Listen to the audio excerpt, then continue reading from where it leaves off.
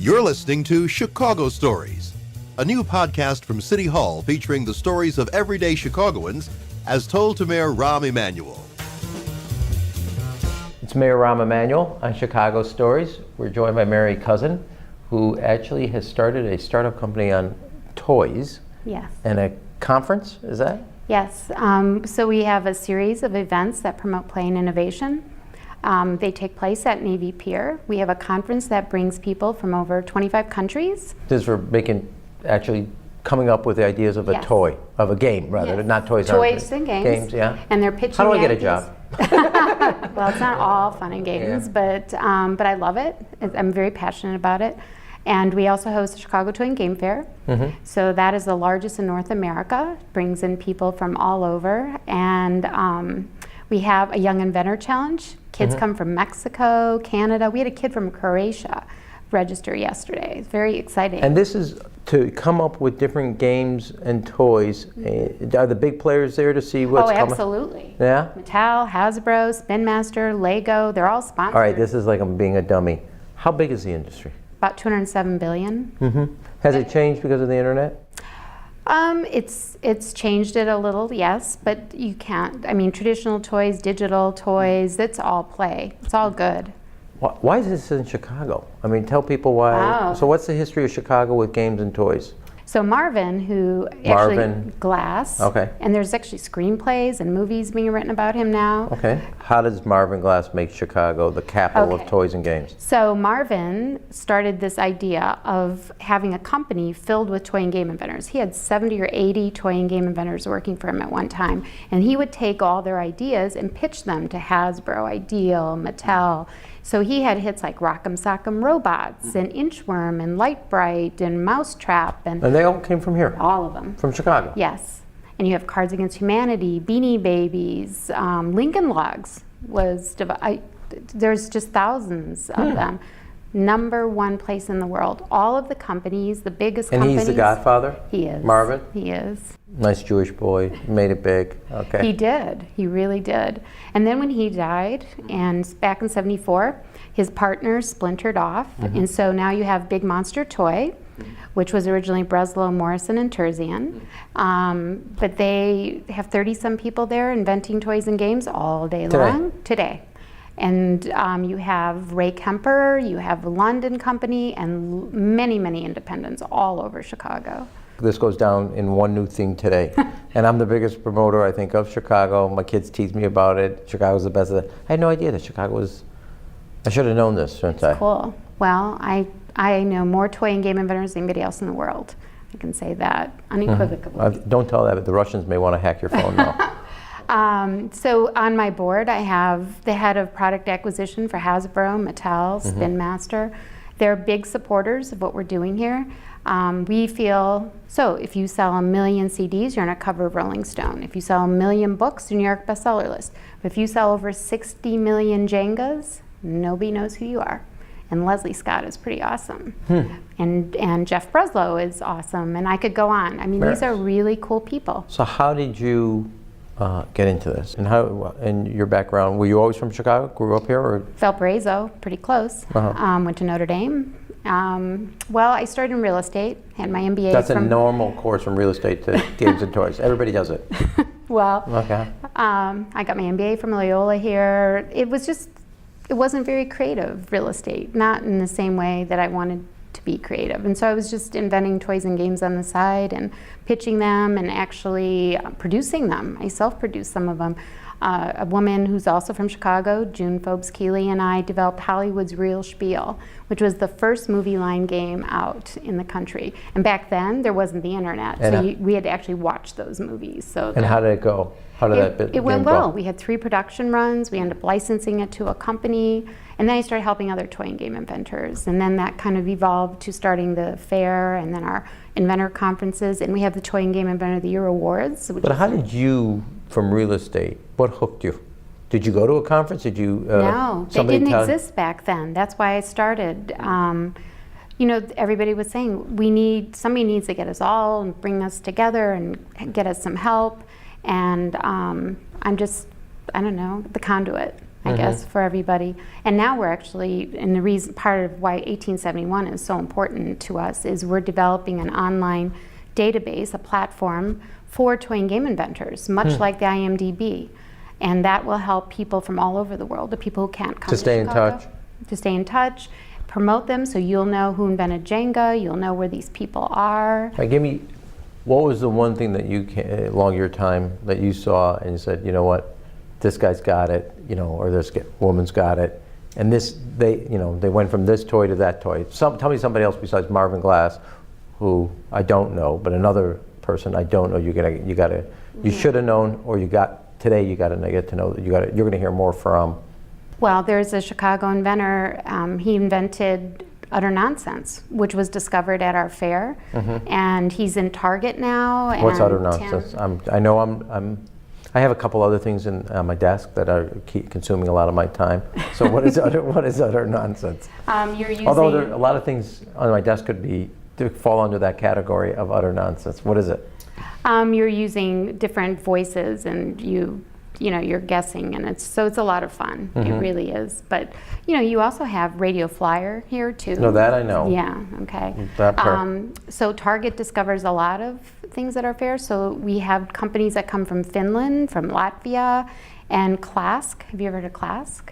No, Klask came from Finland. What is it? It's a big game, and it's sort of like hockey, but you have magnets underneath, and you're trying to score on the opposite side. So that was just, although it came from Finland, it was discovered here, and now it's one of the big sellers at Target, which is pretty cool. And do you think that people that came up with it from Finland are got something else up their sleeves that we should know about? Well, they do actually. They're bringing a new game called Bonk. And what's that? It's like it, only it's somehow, I haven't seen it yet. Okay. But it's going in a circle, and I don't know, I can't wait to see it. I'm really excited.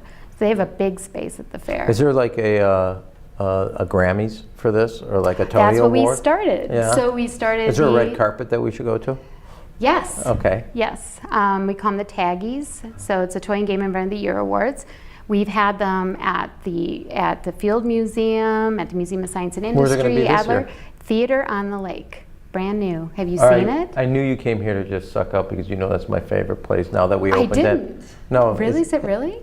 Well, it's a long. When I was a congressman, I went and saw the Collaborationists there, and it was Maud, who's a friend of our family, was saying we need to convert the place, and I got I went after and received an earmark for it, but it was never spent. So I told Mike Kelly of the Park District, I said, I went and got this money, it's sitting in an account, let's go. And now it's gorgeous. Isn't it? Absolutely. And my daughter's getting married there next year too. Congratulations on your daughter, first of all. Thank you. So I think people would be interested. Is there a young man or woman that's you think this is the person of tomorrow? You got to get to know. Here's what they have. How do you spot talent? How do you know that thing's going to be a hit before it hits market, or do you have that? What do you look for? I have to tell you the best story. Any one of those 5 questions and go ahead and run with that. Well, I can tell you the best story. So there's this kid, he was a kid from Orland Park, Nick Metzler. He won our Young Inventor Challenge. His game, called Squashed, was the first cube board game ever out. And he got licensed by a company in Canada. So it hit the retail shelves all over the world. Then that kid went to USC, got himself on Survivor. He's a brilliant kid. He goes to USC. He graduated, and Spin Master offered him a job. So now he works in the industry. So our Young Inventor Challenge changed his life, and he's a really smart, creative kid. So you think we're going to get to know more about? Oh, absolutely. You are going to hear more about Nick Metzler, I assure you. So here we're the center of games and toys. The center of comedy. Yeah. Oh, right. Candy. Yeah, candy. Culinary capital. Right, that's true. And education now. Did you see that? Came out in Cranes yesterday. The number one city, I'm so glad you said that, number one city in the United States for the best educated city. I posted it on Facebook yesterday. Yeah, I was so excited. It's a big deal. I want to just make sure the people at Amazon see it. Oh, right. Right, yes. Well, they sell a lot of toys and games. Amazon. Yes, they do. Oh, big time. That's one of the big pieces besides books? Yes. So what did you bring here for us to look at? Well, so when I remember this. Okay. Well, there's a cool thing that happened last Friday. Operation is what we're looking at here.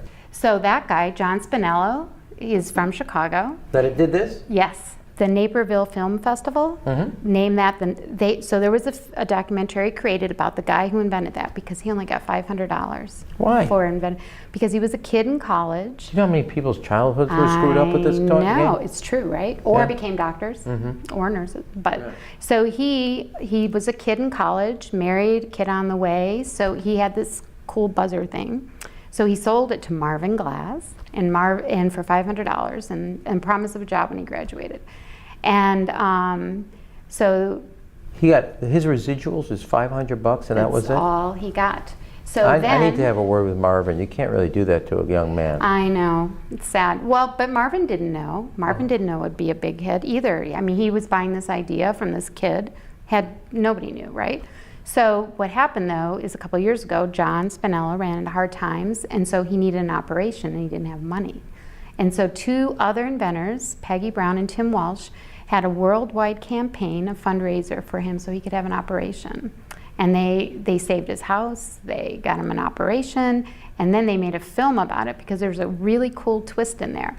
So a doctor at Johns Hopkins developed a device for thyroid cancer. When you go in and you get too close to a nerve, it buzzes. It was based on operation. Well, John Spinello's two daughters had Has that the same. FDA approved that yet?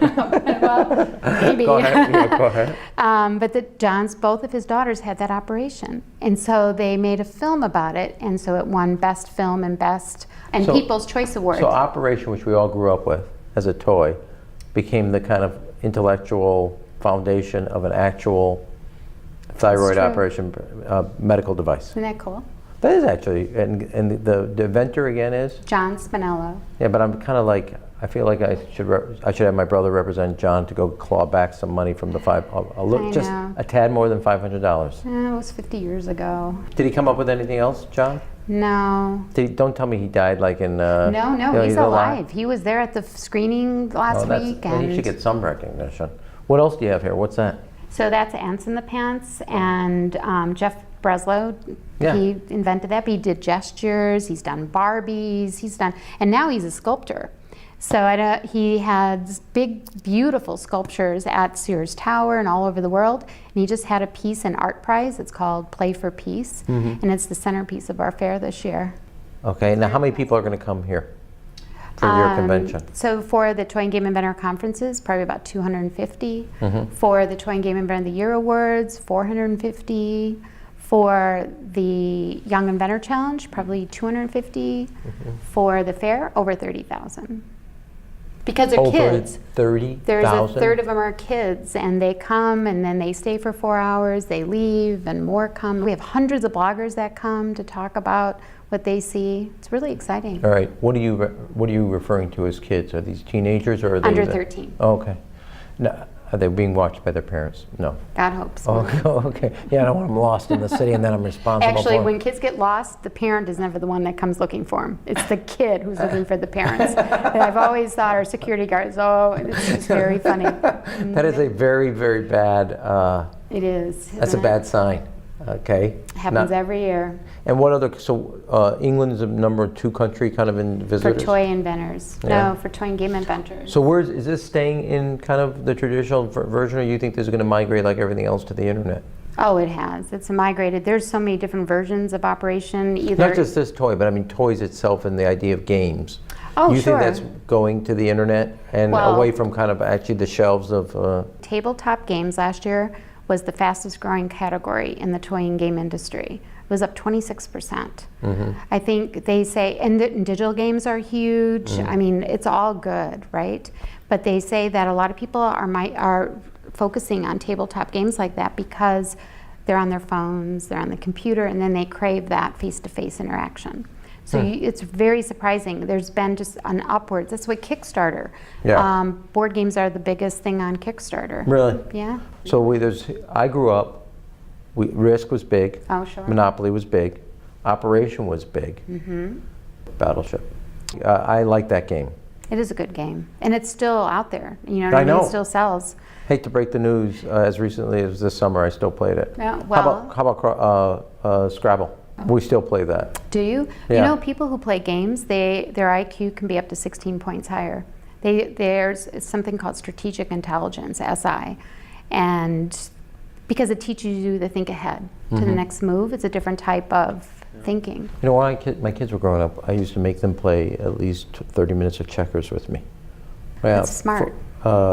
As they were starting to learn math, I thought checkers was helpful. That's very true. game. Many studies. Well, that's what play does, right? Play teaches you how to socially interact with one another. All right, this is like, I hope other people, this is like a whole another world. You know, the other thing that is, I can't believe I'm going blank on the game, yeah, pinball. I'm having pinball's I'm huge having in a Chicago. total, I apologize, a senior moment there for a second. I can't believe Oh I no, did that. pinball is huge, and it's coming back now too. Yeah, pinball's coming back, but Lisa Conkey, who works for me, her father was the big pinball inventor. Really? He's the one that came up with the side handles. Oh wow. Because it used to That's be a huge. game gambling, and then they had to change it, and that's what came up with it. She's That's actually, pretty you cool. tell the story, we saw a place in Milan. In And yeah, and Milan? she's like, Lisa was killing it on the thing. I said, what's this about? And then she told me the story about her father. Oh, nice. Yeah, but Chicago Nice. was the pinball manufacturer, Yes. capital, and inventor of the, It's and that's true. where the whole game, and actually, it was the foundation for the video games from WMS Industries and all. Yes, I knew that. So now we have a round robin, Mary. You ready? Oh, I don't know. I'll yeah, try. yeah. Well, you can. This is not like getting into Yale or anything, so don't worry about it. Okay, all right. Ready? I'm ready. All right. Thick or thin pizza? Oh, thick. Lou Malnati's. Oh, wow. Oh, You know, yeah. I went to school with Rick. Okay. No Second, kidding. but we got to go quick here. Okay. Second, 16-inch or 12-inch softball? 12-inch. Lake or river? Lake. Cubs or Sox? Oh, my daughter's a Cubs No. fan and my son's a Sox. No, no, I can't Mary- go there. Mary- No, I'm Switzerland. Sorry. All right, can't we're go not there. going to air this show until you pick. Oh, Mary? I can't. All right, how about this? Monday night, there's a team playing in Chicago, and you can pick that team. And we'll let you come back and have a second show. You can pick the second team. Oh, God. Mary? You're killing me. It's like picking which kid. Well, you know what I used to say to my mother? I said I would accuse her that she loved Ezekiel more than she loved me. She said, no, I hate you both equally. So go ahead and pick a kid. I can't do it. Okay, Mary? All right, Cubs. Wow, I was ready to let you off. You know why? Because they won last year. Yeah, well, that was So, kind of easy. And yeah. they're the only ones like getting in the finish line here, okay? Yeah, but I mean, but they were such an underdog. Okay, Like so they- who's the Sox fan in the house? My son. And why is that? You've got me. They both Why gravitated. did they go separate ways on baseball? Strangest thing. Is that your favorite sport in the family? Oh, my daughter's an ice hockey player. Oh, okay. Big time. So she's big on Hawks. Oh, yeah. Well, they both are. Yeah. Both are very big on Yeah, Hawks. we're big in our house on March Madness. Oh, yeah, I they take are the too. kids to the Final Four. Do you But, Yeah, that's really? our kind of like, so. Anyway, that's great. Mary, thank you for coming in. Oh, well, thank you for Yeah, well, thanks for inviting me. bringing in. We don't usually get show and tell. What's the shirt say? What's that? Oh, that's from our fair. So you can wear it, you know. I could. I don't know if that's right. Give me two of your favorite titles of games. Oh, boy, that's like picking your children too, though. Yeah, well, don't worry. It's not as hard as Cubs or Sox. Wow. I like Light Bright. Light That's a Bright. toy. Okay. Right? That's fun. Mhm. An easy bake oven. That which was like is- a throw in there. You got to come up with a second Oh, one. really? Yeah, you do. That was like, sorry, vanilla. That's vanilla. Uh-huh. Give me Happy one- you don't- Salmon. Here's an inventor in Chicago. Happy Salmon. What is that? He works for Wrigley. Oh, it's so cool. Like you get cards and you have to like slap and wiggle and do all this fun stuff. Happy Salmon. Happy Salmon. We're going to hear more about it. Yes, it's a fun game. Mary, thanks for coming on the show. Oh, thank you very This much. is Chicago Stories, Mary Couzin. Chicago is the capital of games and toys. Thanks. Thank you. You have been listening to Chicago Stories, a new podcast from City Hall featuring the stories of everyday Chicagoans as told to Mayor Rahm Emanuel.